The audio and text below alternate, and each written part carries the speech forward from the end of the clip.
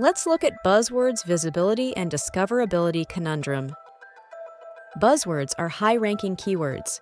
Using them in web content, white papers, and metadata helps your product surface in SEO and social algorithms. In early-stage launches, when visibility is everything, this matters. Moving on to the market positioning and analyst fit aspect. Well-chosen buzzwords anchor your product to existing mental models.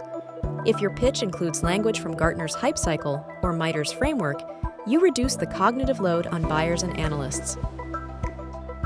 How do buzzwords impact sales and channel enablement? Buzzwords create a shared vocabulary between product, marketing, sales, and partners. They give teams a starting point for articulating value, especially when training SDRs or building partner collateral.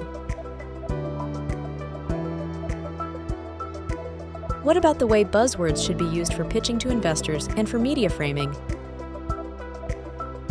For startups, aligning with a trending term can signal category potential to investors and press, especially when tied to broader security themes like AI, supply chain risk, or non-human identities. Those are the main benefits of buzzwords.